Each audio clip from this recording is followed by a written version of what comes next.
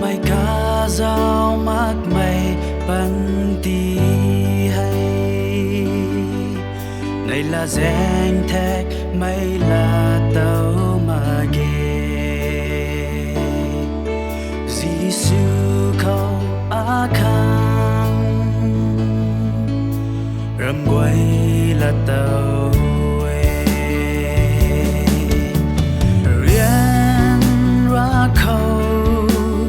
này là danh ai khâu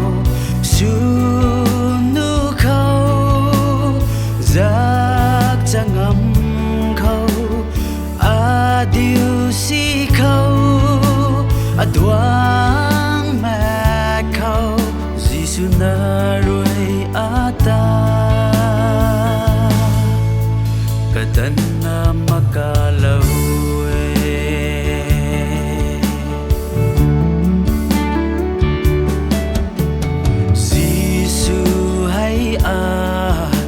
tuồng râm quay là đi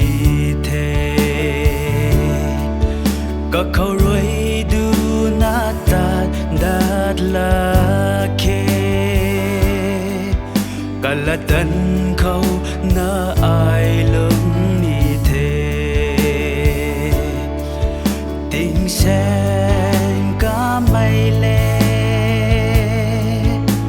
này là na bằng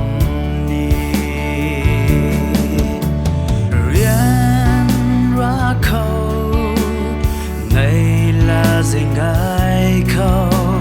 su nu khâu giác chẳng ngâm khâu a điều si khâu a đoan mẹ khâu Giêsu na rồi a ta cả tân mà cả lâu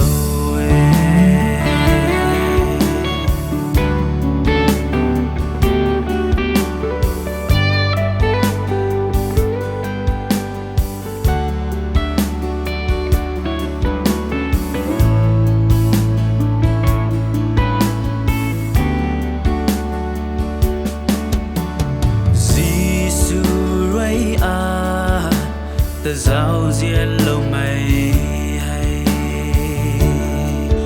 ba lấy na ruồi sa ngầm thủy mà ghê karam ca đan lâu ta thuần bầm ni cần đi ca bầm